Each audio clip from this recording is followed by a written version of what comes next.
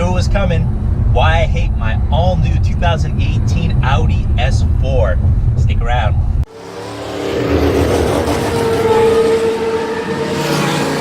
Let's talk about some of the things I don't love about my new Audi S4.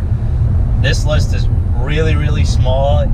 I really had to just think and come up with the most nitpicky things to point out, but of course not every car is perfect, and we're going to talk about that right now.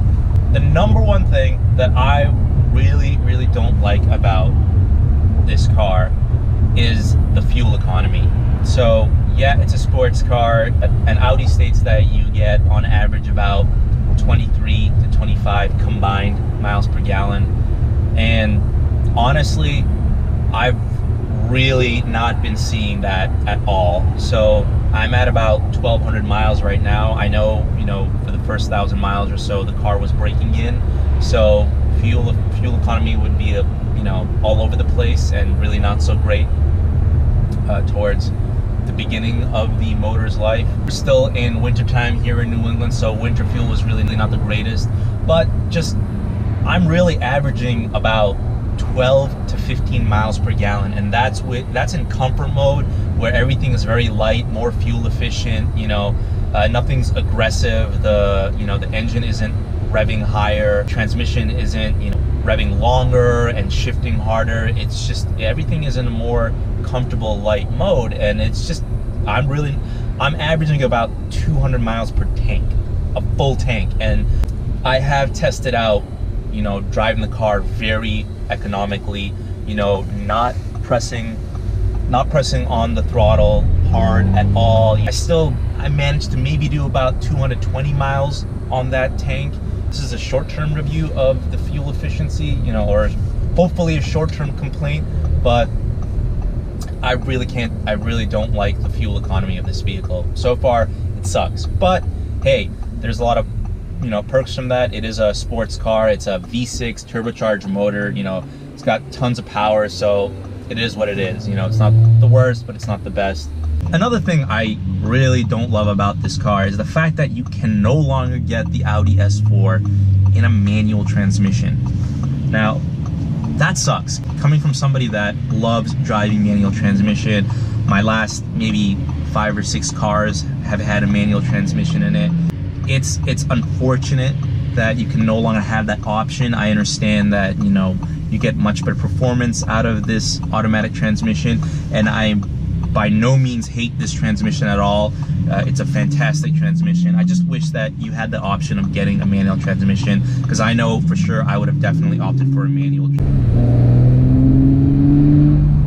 Another thing I don't like about this car, the LCD screen here, it's not a touchscreen, so the only way to use the MMI system is to use this knob, this control right here. It works fantastic. I have no problems with it. It works great, but it would be nice to have the ability to use a touchscreen. Sometimes it's just easier to just, push buttons on a keypad. For example, when you're using the navigation, it will be so much easier to just type in a keypad. I'm used to that with my previous Subarus. It works fine though with this control pad. You can type with this control pad too, if you really want to. But I just wish that it did come with the option to just have a touchscreen. It's a minor complaint, but it is something that I don't like, so I will mention that here.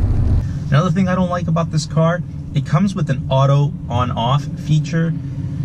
As you can see, the car is off right now. It's an awesome feature. It's meant for better fuel economy, but my complaint with it is when you're coming to a stop or near stop, the car kind of just abruptly comes to a stop, shuts off while you're still rolling slightly.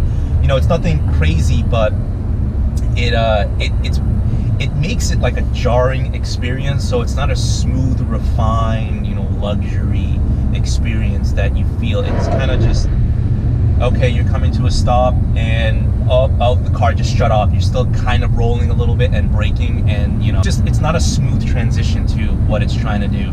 Now you do have the option to turn that off, but it's a nice option to have.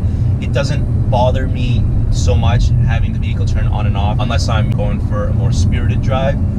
But I just wish that Audi made this system a little bit more refined. I test drove a 2018 Audi A6 previously, and it did the same thing. As you can see, it just kind of did, and that system did the same thing as well. It's just not a comfortable transition to a stop. That's really all I have about things I don't like about this car. And like I said, these are all very nitpicky things I don't like. I just really had to sit there and really think. They don't really bother me to the point where I don't want this car. I don't want to own this car. I still love the car, but these are a few things, you know, just to point out people that are curious about some weird quirks or features of this car that are annoying. Every car out there has some things that are wrong with it, or issues, or weird things about them. So these are the things that I could come up with about my new 2018 Audi S4. Feel free to leave a comment down below and let me know. I'd be really curious to know your thoughts. I hope this was informative. I hope you enjoyed some things that I hate about my brand new Audi S4.